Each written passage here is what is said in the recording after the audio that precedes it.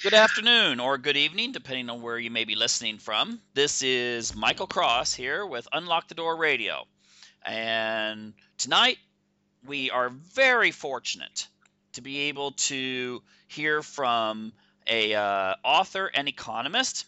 He works with the University of London in the School of Oriental and African Studies and holds a PhD from uh, Cambridge School of Economics, and his name is Guy Standing.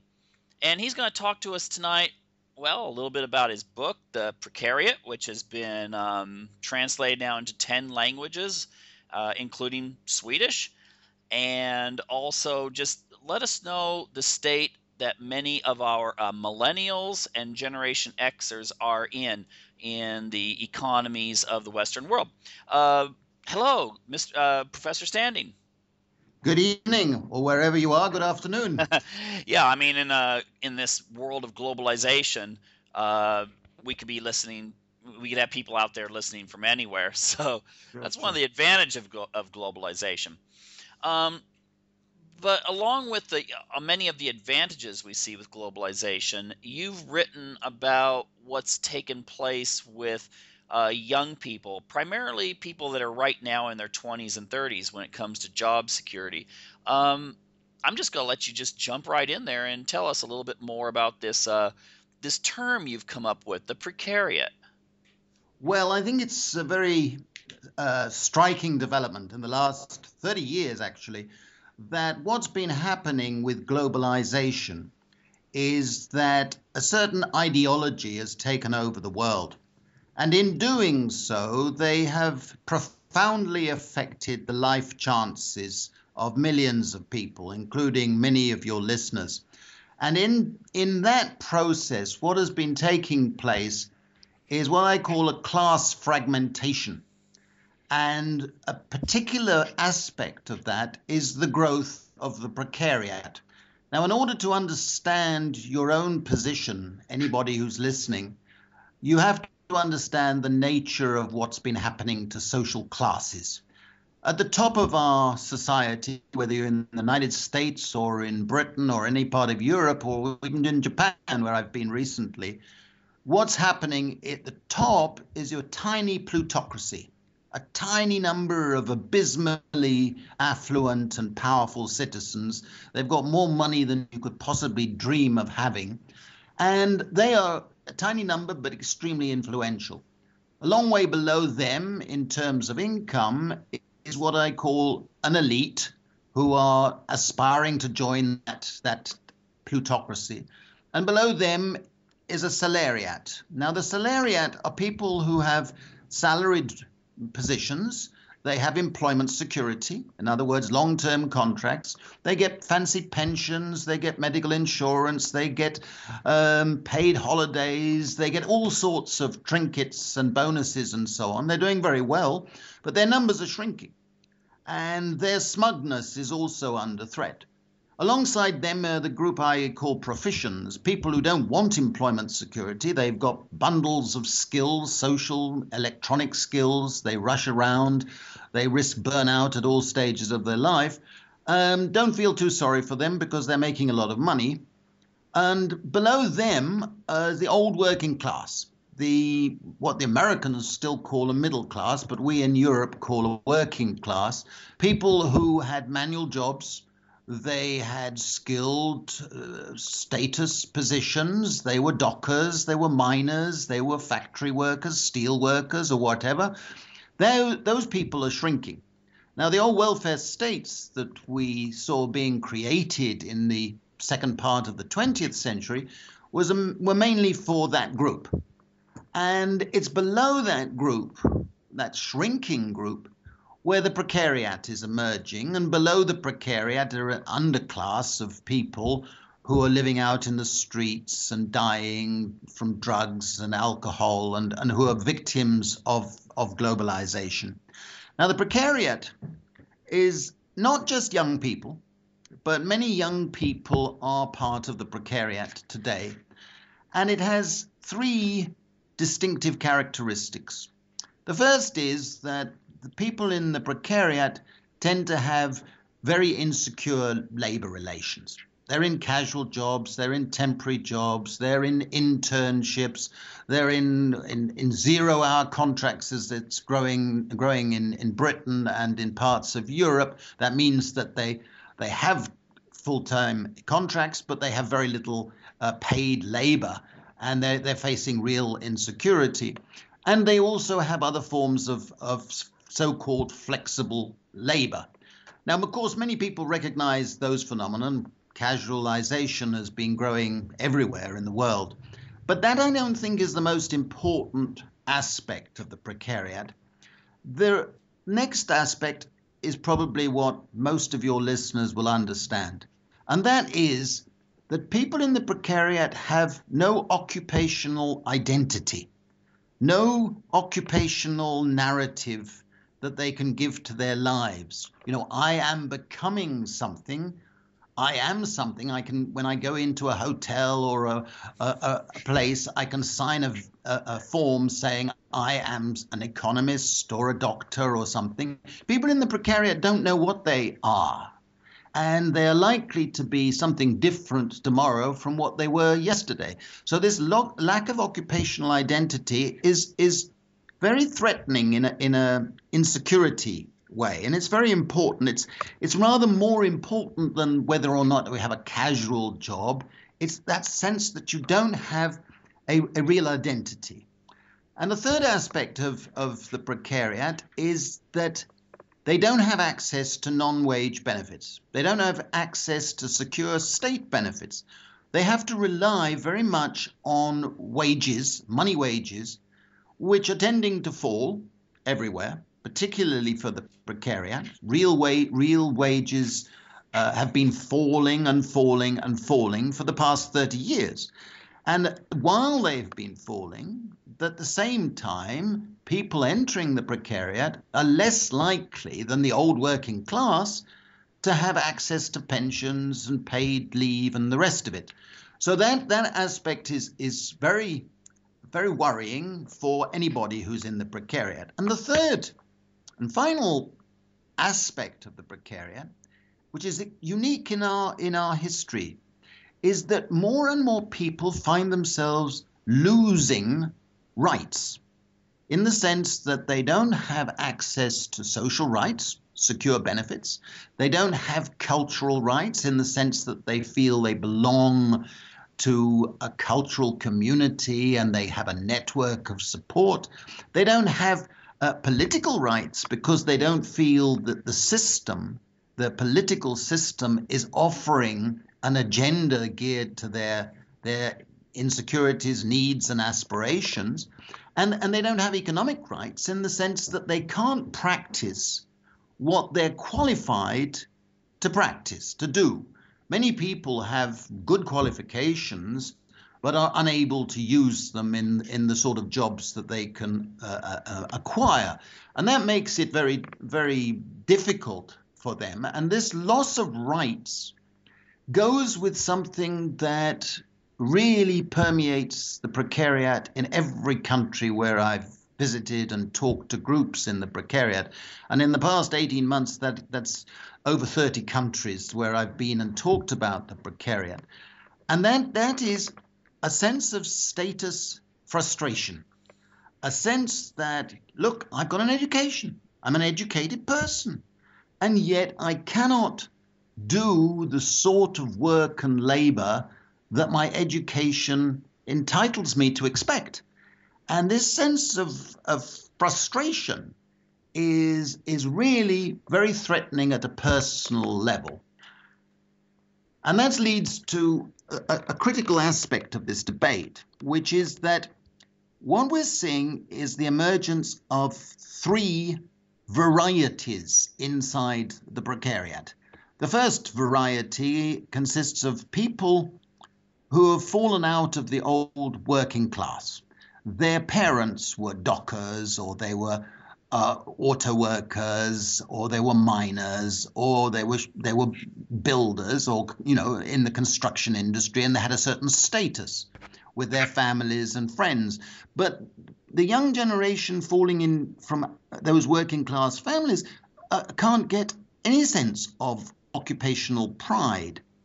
And these people are bewildered because they are not able to have a niche in society. They tend to be anomic in the sociological sense, in the sense that they don't have any feeling of belonging and have a despair of escape from their predicament, so that they are feeling pretty lousy about life, and they're alienated because they have to do the sort of labor that they don't want to do, and they can't do what they would like to do, and they're anxious all the time. Now, that combination of anomie, alienation, and anxiety leads to the fourth A that I discuss in the book, which is anger. And that anger for this first part of the precariat, is leading too many of them to listen to the voices of populist far-right groups. We're seeing this in Golden Dawn in Greece. We're seeing it with the success of Berlusconi over many years in Italy. We're seeing it in Britain. We're seeing it in Sweden with the Swedish Democrats. We're seeing it in many, many countries, the Tea Party, which all sort of offers a populist solution and blames the second part of the precariat, in effect, which is the migrants, the Roma, the minorities, the Muslims, all the groups who are seen as outsiders in society. And they make up a very large proportion of the precariat. And for them, this second variety, they have a terrible situation because they are victims of an economic system which is creating this fragmented society. And they are seen by too many politicians and that first part of the precariat as the villains of the piece, as causing the insecurity of the first group, which of course they're not. They're not. They are part of a process that is taking place. Now, these people in the second part of the precariat tend to keep their heads down. They just want to get on and survive. They want to get a bit of money so that they can get their children to have a good education and them just be able to survive in dignity. But every now and then they feel so threatened that they participate in the days of rage that are growing as a result of the growth of the precariat in general. Now, the third part of the precariat consists of many of the young, educated, those millennials that you talked about at the beginning, who are the ones who are suffering from the greatest status frustration. They went to college or they went to university. They spend a lot of money. Their parents spent even more, probably. They had to borrow in order to pay for their fees or their accommodation. They had to do lousy little jobs in the precariat while they were studying. And increasingly, they emerge from university with two thoughts that dominate everything they do subsequently. The first thought is they've got a huge debt to pay back. They are indebted for years ahead in their minds and in truth. And the other thing is more and more of them realize that they've been sold a lottery ticket. They've been sold a lottery ticket when they went to university because their parents, their friends, the universities told them that if they went to university, they could get access to a career, a long-term occupational niche, a position of status in society, a position of pride. And they come out and they know their lottery ticket is worth less and less and costs more and more, and they're experiencing extreme frustration. Now, they too are likely to become extremely angry. They are extremely angry. And at the same time, they're not likely to turn to the far right. This is the one good thing as far as they're concerned. They are looking for a new progressive agenda. They're looking for a progressive politics. And they don't find it. They don't find it in our mainstream political parties And they don't find it in the trades unions that don't offer them a sense of future that is exciting and that involves combining different types of work and labor. And as a result, they are turning away from traditional politics and are trying to find a new medium of politics. Now, that leads to the last part of my book and to the book that I've just finished, which is coming out shortly, which is a follow-up, which is where does this lead us politically? And that is the big question that we now have in 2014. And I think it's going to lead to a very exciting period of politics, but it's a very ugly moment because we have the growth of the far right.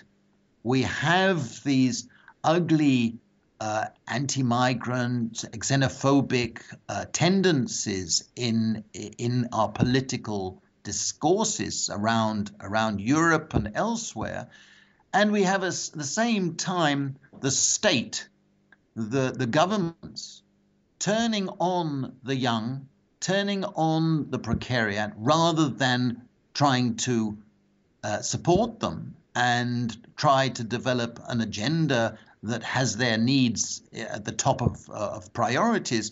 Instead, we're seeing a sort of dualistic politics where the politicians are saying a lot of people are lazy, a lot of people are skiving, a lot of people are taking benefits, and so on and so on. And they're sort of denigrating the victims of a process.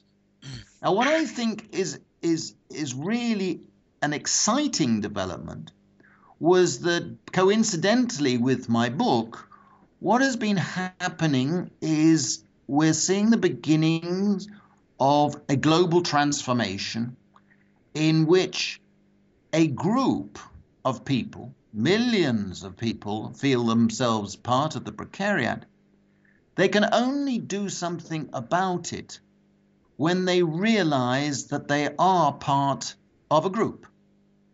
And one of the great things about the Occupy movements and about all the demonstrations we're seeing in the squares of the great cities around the world, and they explode in Turkey and Gezi Park in Brazil recently, and in the Swedish riots of last year, and in many other respects, is that gradually we're seeing an emergence of a class for itself.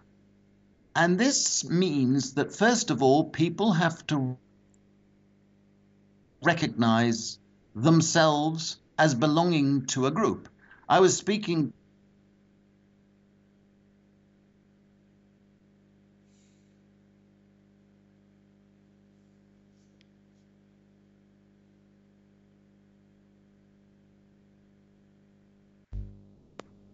Hello? Yes, I'm here. I just Now lost you momentarily. we Something. will. Okay, let me go back a little bit then. Yeah, go ahead. Are we on air now? Yes, we are. Okay. Well, I was addressing this group, this Occupy movement group in the United States one evening, and you imagine it was open air, and there was a bonfire off to the right, and people were all sitting around in a circle in plastic chairs, and I was explaining about the precariat, and suddenly a man at the back picked up his chair, put it over his shoulder, and marched towards me and plonked the chair down in the middle. And he looked around, and then he looked at me, and he sat staring at me with his arms crossed. And I thought, well, I better continue talking. And as I did so, he sat there, and after another 5 minutes, he suddenly stood up, stood dramatically, looked around the whole group, and then pointed to himself very theatrically and said, "It's me he's talking about." And of course, what he was saying is that he understood that he belonged to a group of people who are experiencing common insecurities and common threats to their identity, to themselves. And recently, when I was in Stockholm talking, and I hadn't mentioned this story at all, I was talking about the precariat, but a man stood up, another man, who was quite clearly an educated person, and he said, "I hate your speech." And I said, "Oh dear." And he said, "No, I hate your speech because it's defining me precisely." And wherever I've been, people say that they belong to the precariat. Now, belonging to the precariat,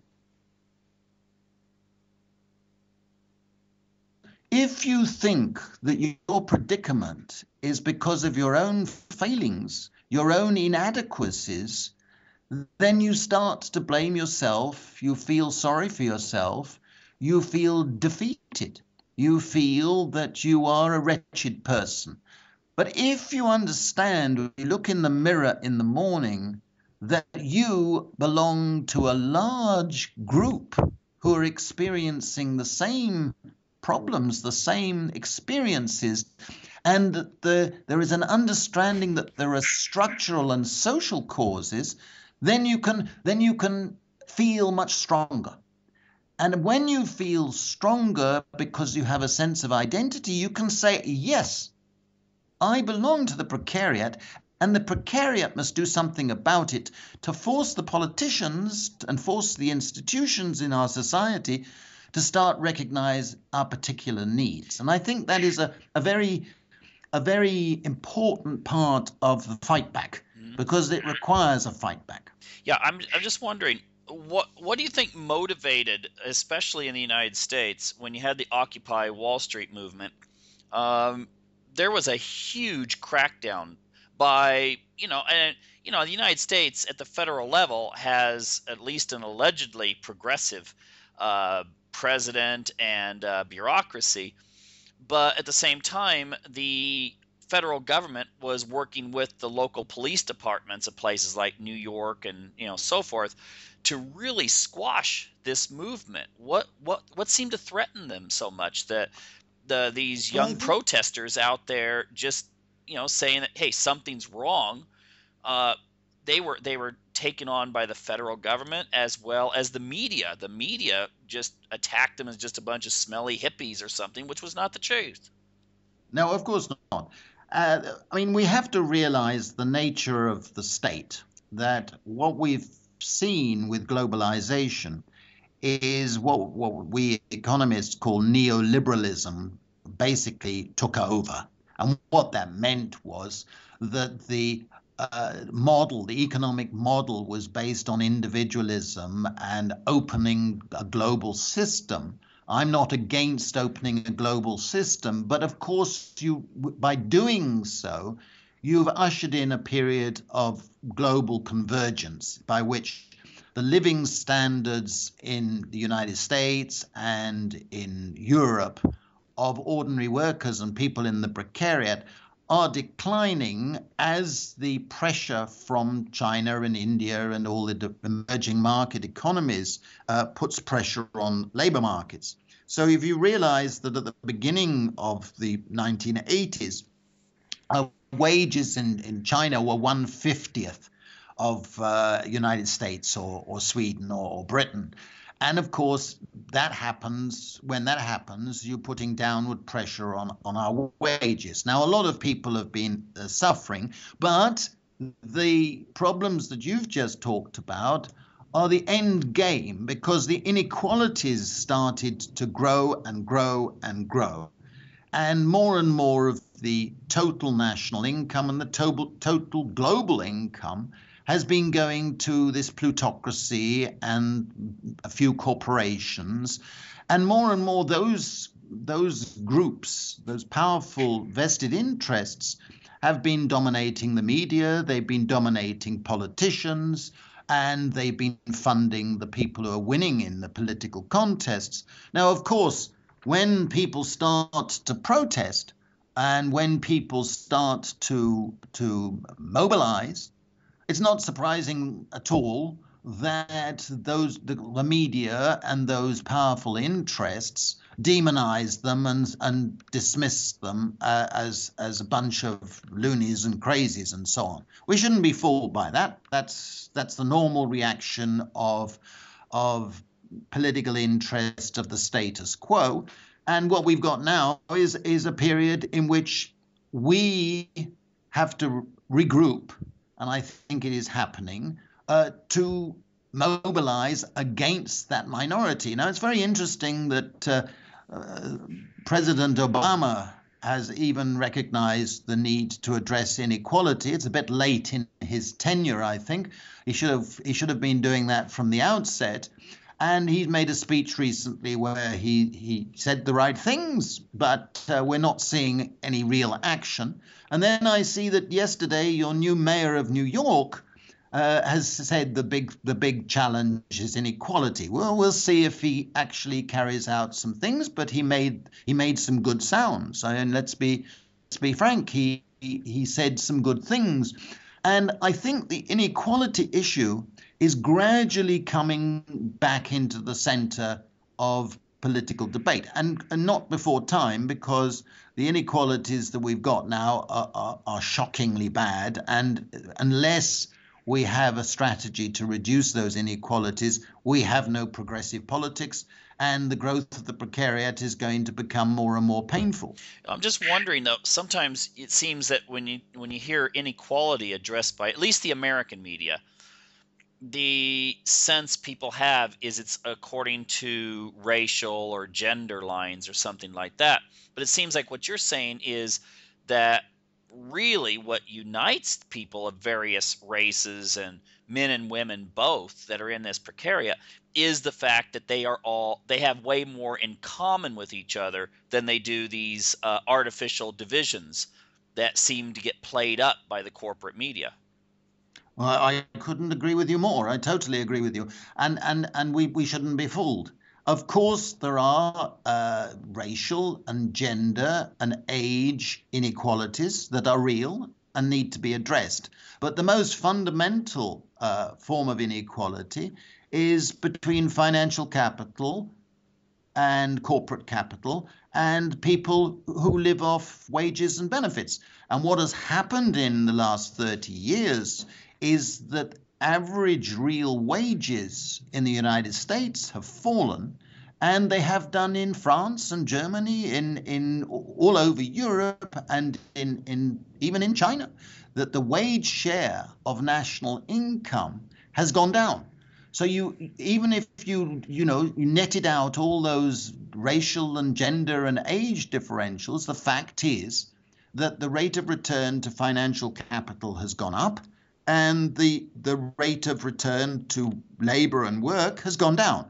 So that you've got this yawning inequality that has been allowed to develop. So only a tiny minority get access to financial capital and all the patents and things that give the shareholders a wonderful life. But meanwhile, the ordinary Joe or Jane is suffering, and the precariat is the suffering far more simply because of the insecurities that we've been talking about, and this loss of a sense of mobility, a sense of identity that at least gave people a sense of hope. Hmm. Well, yeah, you bring up something interesting there. I was reading an article. It was in the Atlantic, and it was talking about how well, I will say precariat, even though they were mostly aiming at, like, millennials and younger generation Xers. It was an article called "All the Single Ladies," Mhm. and it was talking about how the insecurities with joblessness, especially amongst males, because a lot of the jobs during the recession of 2008 were in manufacturing and more of those labor intensive type jobs, that it seems to be having this huge impact on younger people. They don't feel secure enough to actually say, let's get married. They're not feeling secure enough, if they are married, to say, now let's start a family. They're in a situation, Yep. and the marriage rate and birth rates have really plummeted and have Mhm. not recovered since 2008. In fact, it seems to be going more towards people delaying marriage. And I think sometimes when these social, there are the political groups that talk about social moral issues, uh, and talk about, well, we don't have those old values that used to keep our society together. While they may have some points, they often miss the economic, perhaps, the aspects that Mhm. maybe older people are looking at the younger people saying, well, go out and get a job. And the younger people are like, well, there are no jobs out there that you can really get with security anymore. Yeah, I think it's important that we avoid falling into the trap of seeing this as an intergenerational issue, and that of course the powers that be would like us to think that. It's not. It's far more of a class issue and a structural issue. But you're absolutely right that the reproduction, the fertility, if you like, of people in in our societies have taken a real hit. And it's an extraordinary phenomenon when your natural reproduction rate falls below reproduction. And that is precisely what is happening in Europe. Put it slightly better, the fertility rate is dropping to the point where a woman is having just over one child. That's the average. Okay. Well, of course, if you work it out, that means that you're going to have population decline at a very rapid rate, and we're seeing that in a number of European countries where we're simply not reproducing ourselves. And of course, that means that we're going to have to rely on more in migration in order to sustain our workforces and so on. So I think that is an aspect of it, but it's a consequence of a society under stress. It's a consequence of this huge growth of insecurity that affects millions and millions of people. And the extraordinary thing is the growth of economic uncertainty. More and more people feel that they are confronted by a life of economic uncertainty. And I think that is what must be addressed by this new political progressiveness that will be emerging in the next few years. How do we reduce the extent of uncertainty that characterizes our lives? And this is one of the reasons why I strongly favor moving our social protection system towards having a basic income, a universal basic income as a right of a citizen. And we can afford it. It's needed in order to give us an anchor.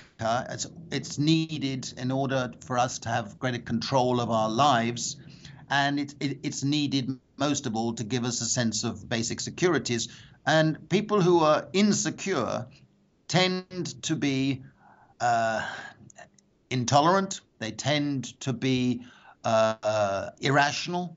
They tend to veer to strange political ideals and ideologies. And we need basic security for all of us in order for us to have a more stable society and a society where we can feel a bit more empathy with each other and a sense of social responsibility and a sense of we are societies of civilized human beings. And unless we uh, achieve something like a basic income for all, we're going to have worsening insecurity and uncertainty. Well, the thing is, the in the United States you have, and I'm not going to name any by names, but in America you have a lot of what you call the big box stores, and they're usually characterized, not all of them. There are a few exceptions, but I think everyone knows the ones that are the ones that will reduce hours. For instance, with this new health law, they just reduce the employees' hours so they don't have to, chip in anything, or they cut employees' hours, or there's just no pay. And the thing is that traditionally it seems that you've had jobs where some people go to college, get a professional education, some people don't.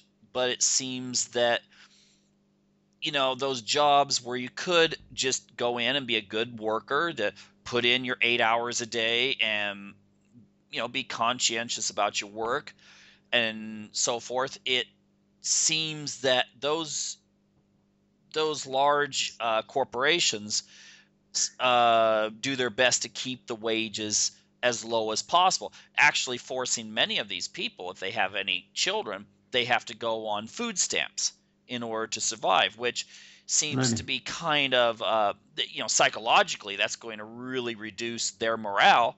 And like you said, maybe leave them open to some of the more extremists, on either the far left or the far right, in the sense that, if you have to go in and have the government help you put food on the table, but yet you are working 8 hours a day, or you're putting in, uh, you are sweating and doing your job, but Mhm. you're not getting anything. Like, for instance, maybe your parents and grandparents, they went in, they put in their 8 hours, they got something for it. Yeah. Well, I mean, you put your finger on an aspect of our labor markets today, which is that more and more people are in jobs but in poverty. They are working poor, as sometimes they're called, and that means that their wages are not covering their costs of living. Often they have variable time schedules. They're subject to being told they have to work short time, or they're put layoff, or we've seen 0 hour contracts and all that stuff, all these euphemisms for insecurity. And more and more people are in those circumstances. And to compound the problem, what you've got now is an increasing number of people who are put on part-time. They have part-time jobs, but are expected to work more hours than those they're paid for. And anybody who's been in a part-time job will be able to tell you of many experiences, I'm sure, where they know that they're paid for 4 hours a day but expected to work 6 or 7. And there, of course, there are many jobs where you may be paid for short time, but if you only worked for that amount of time, you would risk losing it, because you would fall behind in your skills, or you'd fall behind in your networking, you'd fall behind in something or other. So we've got this extraordinary phenomenon, and it is one feature of the precariat, which I discuss in the book, which is that this is the first time in history that a large group of people are being exploited as much off the workplace as on the workplace. In the old days of the 19th or early 20th century, the hours were long and the pay was low, but you were paid for the hours you were on the workplace. You may have been 10 hours a day or whatever it was, and you were paid an hourly wage. That doesn't apply these days. More and more people are paid for 6 hours or whatever it is, but they're expected to work a lot more off the workplace and outside their remunerated hours. So this is a new phenomenon in terms of a very large proportion of our workforce being in those circumstances.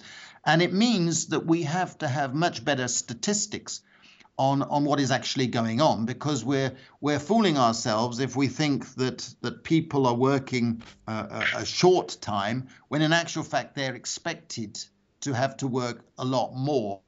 And I call it work for labor, because there are many types of work that are not remunerated, and many of the sort of tasks that people are having to do these days is crowding out their capacity for real leisure.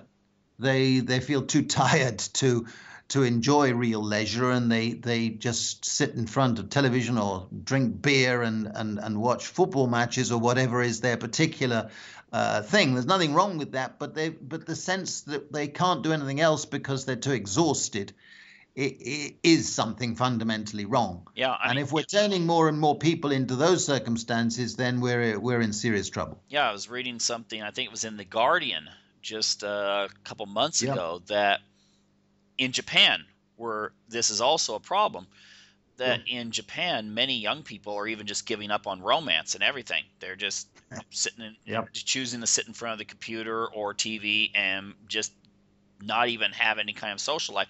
The government, like we talked about with fertility, the government's really worried about this because, of course, if there's no romance, there's no babies being born, and where's your Well, the irony there, Mike, is that the problem is there, but people are drawing the wrong conclusions and are turning to increasing the dating industry and commodifying our relations to the point of getting people linked up so that they have sort of a pseudo romance. We have a danger that we're reducing the capacity for us to meet and get to know each other and have a series of romantic interludes in life, which makes life worth living as far as I'm concerned. And I am sure most people feel that way in terms of how they build their lives. To the point where, well, I haven't got enough time to, have a series of relationships. I'll just get to a dating agency, and that'll save all the time. That is a pretty worrying human development if you think about it for very long. mm-hmm. I don't want to be moralistic about it, but there's a sort of sense of commodifying our friendships and commodifying our social life, which does have a sinister ring about it. Yeah, I'm just wondering in the case of Japan, and I think you could find this in the United States as well. In Japan, it does mention the thing about being tired and so forth, working yourself Hmm. crazy. But it seems that Japan, at least 20 years ago, was hailed as this society where if you went to work for a corporation, that was your job for life. And Yep. therefore, you had a security. You knew that if you did your job, you were going to, the corporation owed you this kind of security in the workplace. Yep. But It was called the salaryman model. yeah, but the thing is that is no longer really the case. So if you're worried about your job and you're going to work more, and because always have this fear that you could lose your job to someone else that was willing to work more than you. And I read, jumping over the Pacific into the United States, I read that in America that many people now are, they're given, America has very little vacation time compared to, Sure. let's say, Sure. Europe, most of Europe, but that many people are choosing not to take their vacation time because they're Correct. scared that they're going to lose their job if they do, and therefore they just go ahead and work during their vacation for nothing uh, in order to that they won't wind up on the unemployment lines. Yep. No, I discussed that trend in the book as well, because it is extraordinary that Americans have been taking less and less of their holiday time, and even though they're getting less and less, if you see what I'm saying, because they do have extremely short holidays. But it's also happening in other countries where, traditionally in France, for example, at least a month was the norm, that you're finding that holiday times are being compressed. And it is a global phenomenon. And more people are also losing, as I mentioned at the beginning, the right for paid holidays. They don't get into a position of having a sort of job which provides for paid holidays, so that it makes taking a holiday quite an expensive process, and it is compressing the holidays. And it's a strange phenomenon that we're meant to be richer now than at any time in history, and yet we're finding ourselves having less and less leisure time in a really good sense. And of course, that is completely unnecessary. It's the result of an economic system which is not generating the opportunities and the distribution of rewards from our high technologies and vast wealth to enable people to slow down, to have control of their lives, and to be able to build their communities and their families in a situation of security. And I do think that the whole challenge can be seen through the prism of the Precariat in a way that opens up the discussions to saying, okay, what sort of policies do we need that could redress this imbalance in the way we live, and in particular, the imbalance of the incomes and the wealth that characterize our societies. Because we have greater inequality now than at any time in history. And it is ridiculous and completely unnecessary. It's completely unnecessary.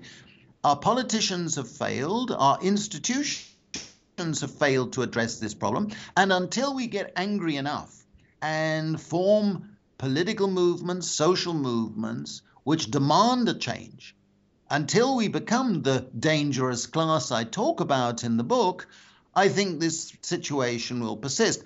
But I am beginning to feel optimistic that enough people out there are aware of the challenge, enough people have the energy to participate in new progressive movements, and you're seeing a gradual forging of that energy into new progressive movements. Where it will come from, we don't know. It could be Sweden, it could be the United States, it could be Britain, it could be Japan, the countries that we've been talking about, or it could be in places like Spain, where the precariat is suffering incredibly. You ever realize that in Spain, over half young people aged 16 to 24 are unemployed today? That's that, and we're talking in the 21st century. This is abysmal. It's completely unacceptable. Yeah, I remember when I was in university that I had a professor who had spent a great deal of time with international projects in the Middle East, and he was talking. The irony was he was talking about. He talked a lot about Egypt and Syria, and he said those were societies where the governments felt that they wanted to get a lot of people trained in professions such as medicine and engineering and all these other things. But the problem was that once they would get them trained, these people couldn't find the opportunities to Yep. use those skills. And he was predicting that this was going to lead to a social unrest, that there would eventually be movements that would take place. Of course, in those days, it was taught he thought it might be more communistic, but as we see, it seems that many of the people who are promoting like these things with the Muslim Brotherhood and things like this are, to a large degree, young professional males who are unemployed, and they've been unemployed for years, and they find a desperation and an anger then towards the society that is in charge, and religion offers them a way out. The Now, irony. Oh, go ahead.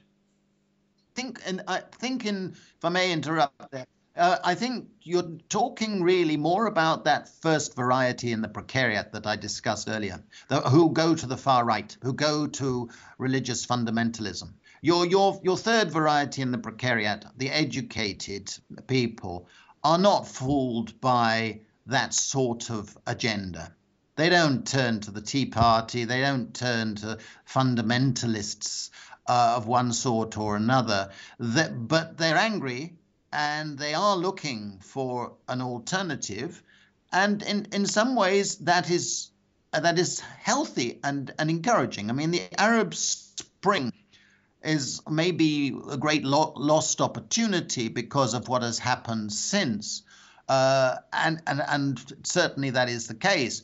But the energies that are motivating the initial upheavals. I mean, if you think of Gezi Park in Istanbul, it was a wonderful demonstration of discontent that brought out the educated young mothers, doctors, lawyers. It brought out as many of those as it did working class people of discontent who are suffering from acute poverty. That sort of movement suggests that there's a lot of energy out there which is linked to education and this status frustration. What we need now is an agenda that corresponds to their particular sense of anger and the insecurities they're experiencing. And I happened to be in Brazil last year because my books come out in Brazil, and by coincidence, nothing more than that, there were a whole series of upheavals and riots and demonstrations across the cities of Brazil because they were having this sense that the inequalities and the insecurities are leaving out the young educated, the educated people who are being left out of the growing inequalities. And I think that energy, which at the moment is exploding from one city to the next city, and it could turn up in your city any day now, has yet to gel into a movement. We need that movement.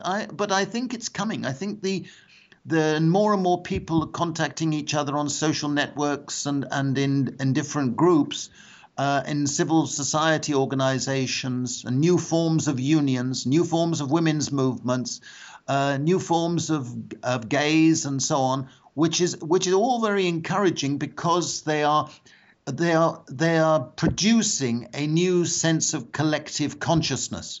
And that is necessary if we're going to have a movement to achieve better change. So you're seeing that maybe in the future you'll get a Russell Brand sort of person that will come Well, along. no, you see, Russell Brand took his initial diagnosis was more correct than not, but his prognosis was more stupid than not. Because I mean, basically, to abdicate and say, all the politicians are a bunch of rogues and useless, is not the answer.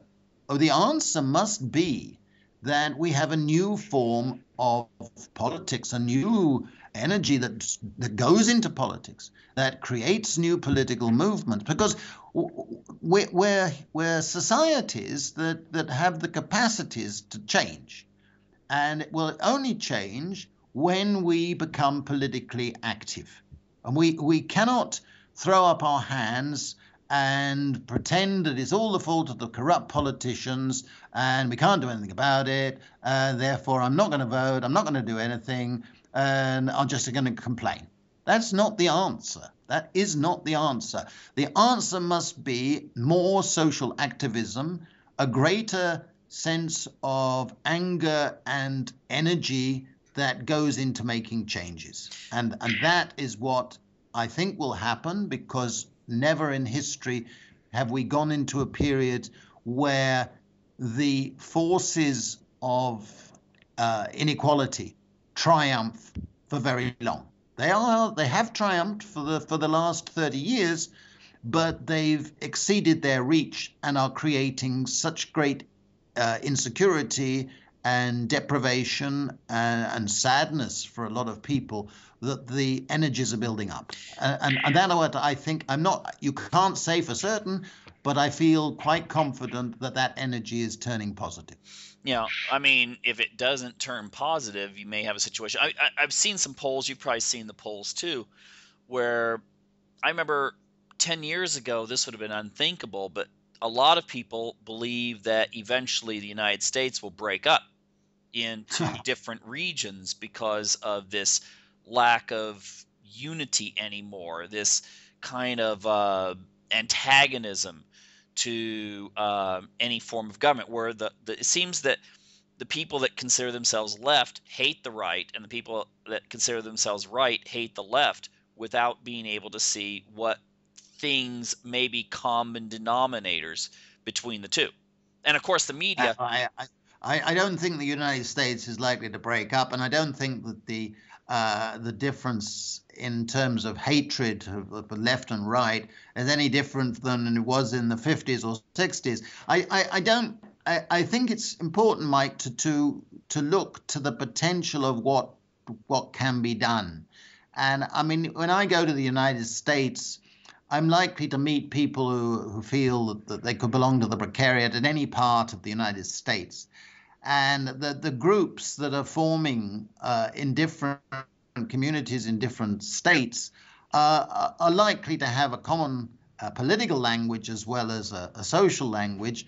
And I think it's a matter of mobilizing and getting to the point where mainstream politicians suddenly find it in their interest, in their personal interest, to not only listen to the Precariat, but actually start formulating a response to their insecurities. And even in such a vast country as the United States, which with all its disparities and sort of changing political contours, I think you're going to find a lot of people with common sense of what's going on. And I certainly see that with all the blogs that are being generated. I think one of the wonderful experiences I've had since writing the book is reading the hundreds of blogs and with extraordinarily strong insights in many of those that tell you that there are a lot of very thoughtful people putting their minds to the predicaments of the precariat. And this again, it gives you a sense of encouragement because gradually an agenda is being forged. Mm-hmm. Well, that's one nice thing. The internet has given people the ability to blog, to be able to have alternative media, and to be able to break past the what is it? And it's probably true for England too, that there's like 6 corporations that own most of Yep, what we hear and see on that's right. mainstream TV. We have lots of choices, but only 6 choice givers anymore. And yet with the internet, we do have the ability to reach out and connect to people and hopefully forge some sort of, like I said, a connection where people don't just look and say, well, yeah, you're a Democrat, you're a Republican, you're a Tory, you're a whatever, and just dismiss that person. Yeah. They'll Well, actually. let me give you a last thought, which is that as I discussed this in the last chapter of my book, which is that we need to move forward from the social networks and the blogs, which are very, very good in opposing things that are taking place. I think they are strong there. We need to move forward to the point where how is it we create a positive movement for particular changes? And I think that does require a greater amount of physical contact, if you like, in the sense of participating in public meetings, in public forum. And that part needs to be mobilized through deliberative democracy, as we call it. Mm-hmm. And I can see the revival of that as being the next phase in the revival of a progressive politics. In a sense, you saw it with the Occupy movement, but the Occupy movement, I thought, overstayed its welcome in just sitting there and opposing. We've got to move to the point now where we can have a common agenda and mobilize for that agenda. Mm-hmm. And that, I think, is the next challenge. And I would like to conclude by hoping that some of your listeners will feel energized enough to join the numerous people who are doing precisely that. And that is the most exciting thing of all. And where can they come to? What's your website that they can find more information about what you've written? Well, you can find just Guy Standing, my website. Okay. You've got it and you can access it. And my book is called The Precariat, the New Dangerous Class, and it's published by Bloomsbury. But the new book that's coming out shortly is literally trying to take that argument forward, and it's called A Precariat Charter.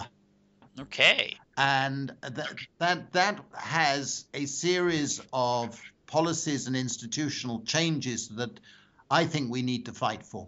Excellent. Well, I'd like to really thank you for sharing your ideas and insights, and this, what I would think would be a very optimistic way of looking at how things are going to turn out. Exactly. Okay. Thank you very much. Okay. Well, enjoy the rest of the holidays. Thank you very And much. I'd like to you. thank all of our listeners out there for tuning in to Unlock the Door Radio this week. Thank you. Bye. Bye.